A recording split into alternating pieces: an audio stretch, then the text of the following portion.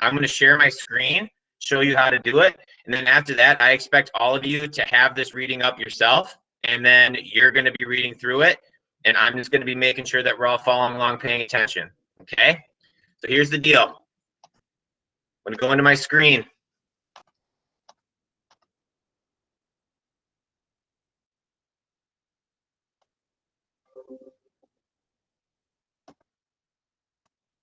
Going into recording and materials.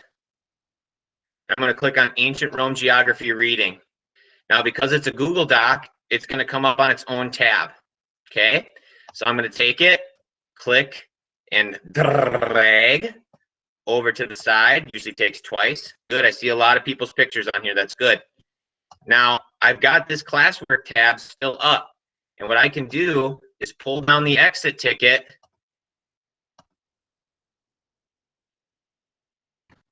And I can zoom in. Now, you might have to go to this one here and center it. But if you look at that, wow, you've got your exit ticket and you've got your reading right up in front of you. And if you really wanted to, you could even pull it up and then answer the questions as we do the reading. Show of hands, who doesn't want to do homework after they're out of this class? Raise your hand electronically. Okay, great. So we're all in agreement here. Let's do it. So get your screen set up like that. I'm going to open my door to let Layla back in. And then after that, I need volunteers to help us read. Obviously, you get torch tickets for volunteering. So I'm going to lower everybody's hand. And when I come back, I'm going to pick somebody. I'm going to stop presenting when I get back too, because you should have your reading up.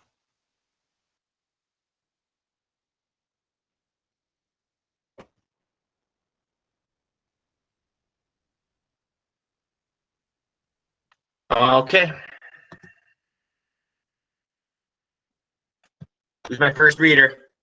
Looks like Camila Sanchez is my first reader.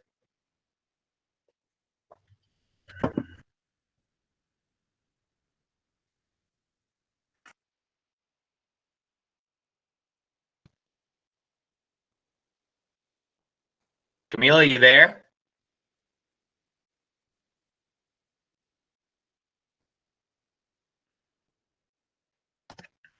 All right, I'll take a volunteer here in 3 seconds. Otherwise, we're going to do cold calls for no torch tickets.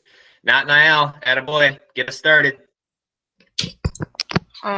Italy is a rocky mountain peninsula, 600 miles long and 150 miles wide. This is the Apennine. The Apennine Mountains form a backbone and stretch from north to south, with the Tiber River cutting through them in central Italy. We're gonna call that the Tiber River. Okay. Along the northern border, the Alps serve as a natural boundary. The three major bodies develop many trade routes to the other regions in the Mediterranean region. Greece is also 50 miles away across the Adriatic Sea, and Africa is only 100 miles from the west coast of,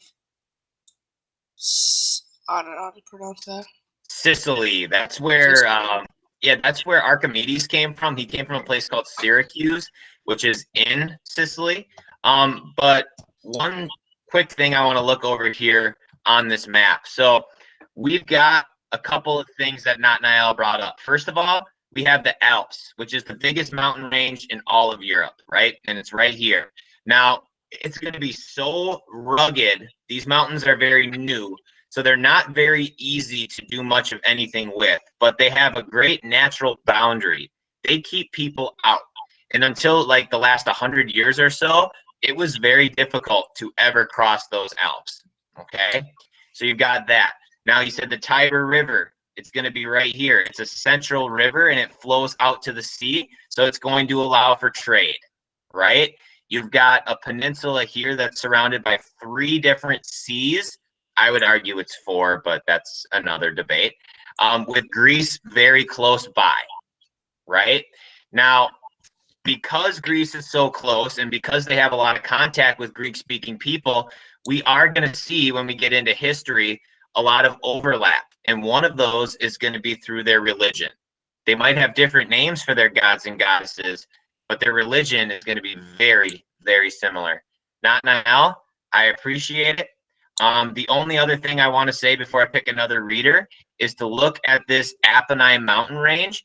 It's the exact opposite of the Alps in that they're not very tall and they're actually pretty easy to navigate. So people will live on them, near them, and in many cases, they'll be growing a couple of really important crops on there. And if you're looking at your exit ticket, might be something worth paying attention to. All right, Claire, welcome back. I hope you had a great vacation. It's all you. I did. Okay. Along the western coast of Italy, at the base of the Apennine mountain range, lie 3 plains areas. Here are where most early people settled. The Tuxan Plains in the north, drained by the Po River, were a fertile farming region. The Latium Plains became the home of the Alba Longa and Rome, bustling cities near the Tiber River and the seacoast, hub of the Roman Empire's trade business. The southern plains area, the Campanian, boasted by Italy's best harbor. All right, now a couple things. This place is called Naples today. Back in those days, it was called Neapolis. What do you think? What group had a lot of influence on that spot? Neapolis. What does that sound like? There was a place that we studied this year that they had a certain name for their city-states. Not Niall. Well, it kind of sounds like Minneapolis. Right. But what's really there, and it's also in the word Minneapolis, is the word polis. What are we talking about? What place are we talking about when we're talking about polis? Isabel? I don't know. Athens and Sparta are both a polis. Liam? Greeks. Right. So remember, Greece, we're talking a different unit, but the cultures are very similar. And I love this map for one reason. It shows just how close it is. There's a lot of overlap. That's why we're going from one place to another. And at this time, ancient Greece is still going to be very powerful, but we're going to see a switch later on. Great job. Yeah, I think we can keep going. Who's next? Who is next? I think William Cardoso is. Oh, all right. What did we drop off? I forgot. Italian Peninsula, last paragraph on that first page above the map. The peninsula of what? The last paragraph on the first page above the map.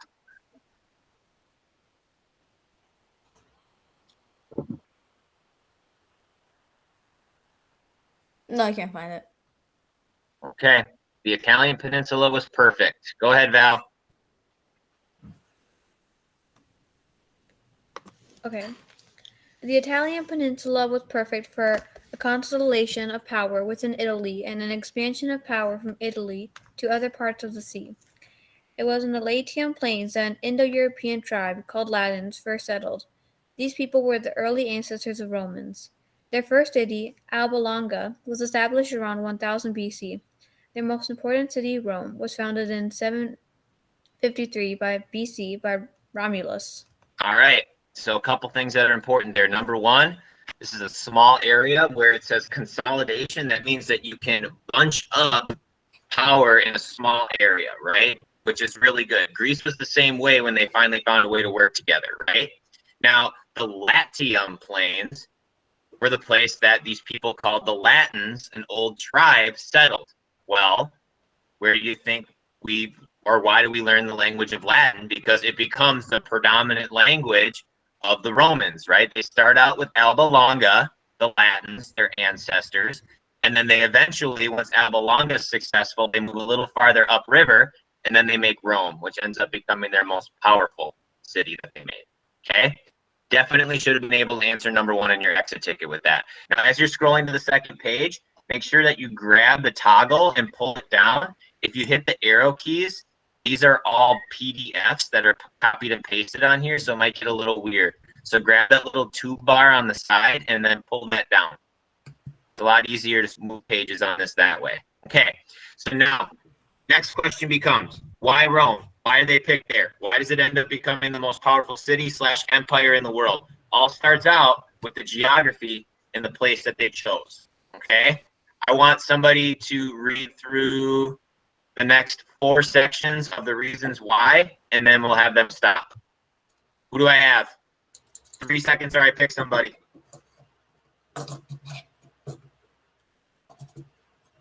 All right, May.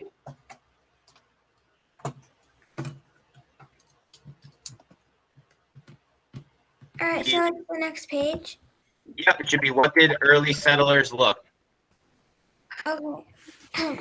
What did the early settlers look for when they're deciding, when they're deciding where to build their cities?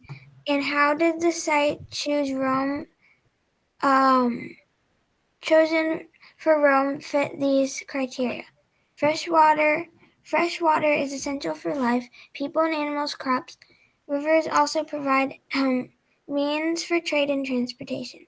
Sea access. Ports are necessary to safely harbor the ships and use to trade the military and expansion into other lands. Good land. For a city to flourish, it must have a flood range that land good for farming, grazing, and hunting, and protection. The site chosen for a major city must offer protection from invaders by land or by sea. It must also provide room for growth and expansion. Okay, so I have this tab up right now, but actually now that I look at it, I want to switch it. So we're going to do this one instead. One of the things that it talks about, the last thing, is protection, right? Well, how do you get protection back in the ancient world? Pretty simple. You find a spot that people have a really, really difficult time being able to get around you and surround you. So the Romans, or the Latins, when they founded Rome, they came up with this place at the base of 7 hills. Wow. Really, really interesting name choice. I wonder if that has anything to do with the name of our school. It absolutely does. So here's where Rome is going to be established.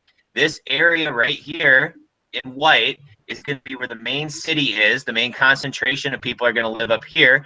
There are these really tall hills that surround the area, with the Apennine Mountains surrounding it on this side, basically meaning that there are very few points of entry that anybody can get in. It protects them very well. They've got connection to the Tiber River, which is fresh water, so they can drink it. And then at the end, it's gonna drain out 15 miles into the Mediterranean Sea so that they can have access to trade, right? It's basically the perfect position to build an ancient city. And, well, it's going to work out very, very well for them. Okay, who's next?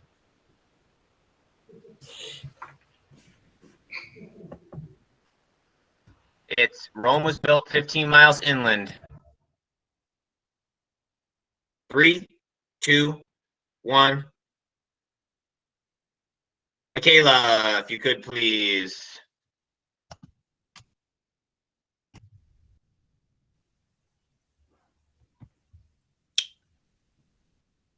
Roman was built 15 miles inland on the crest of 7 hills covered with forests of oak and chestnut.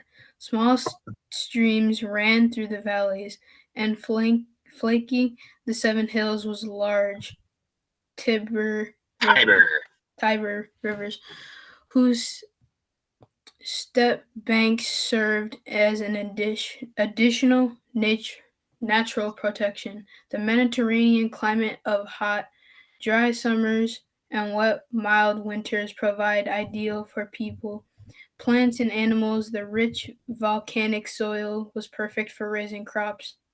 Right. So when it comes to protection, it comes to geography, Rome is about as perfect as it gets, right? And that's what's going to give it that great start.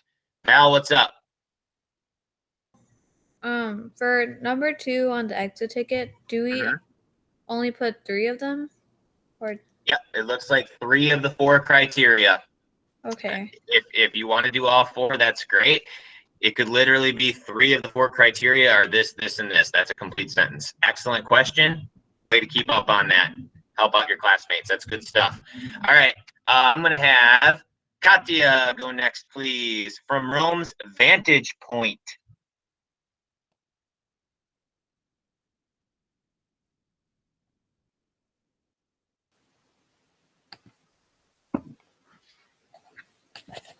From Rome's vantage points, the Roman Empire began and grew.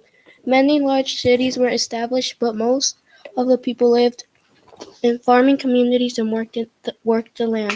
These communities consisted of small villages, farmsteads, and hamlets. Farm workers produced the food materials and fuel that the large cities needed. It was a difficult life of endless work for men, women, and children. So that one word was hamlets, and that's a really, really small farming village, right? And in a lot of cases, these people that were going to be working these areas were going to be slaves. They were going to be owned by people that were more wealthy. So you're going to see that's really common right down here. This is what's called a villa. It's a large building, and it employs or has a whole bunch of slaves that will produce this land. Now, just like with the Spartans, what did they need to end up doing to continue to get more helots and to continue to expand? What did they need to do?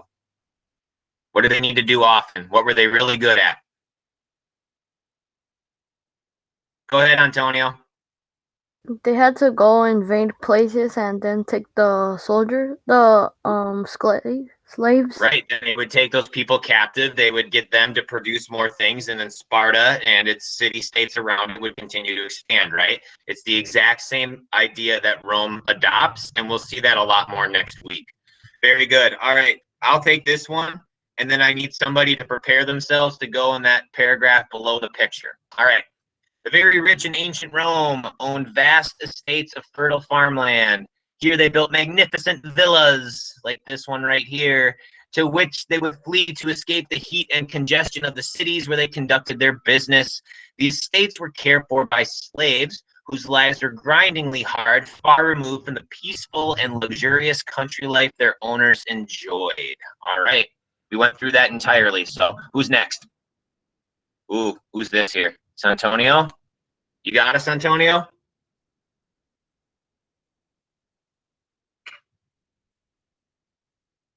Okay. On farmland near the warm shores of the Mediterranean Sea, farmers grew many grains such as emmer, wheat, which was made into bread and used in other foods. It was highly nutritious, with almost twice as much protein as modern wheat today. But as the Roman Empire grew, it could not feed all of its people alone, so wheat and other grains were imported from Egypt and other areas in northern Africa. Who did that during the Peloponnesian War?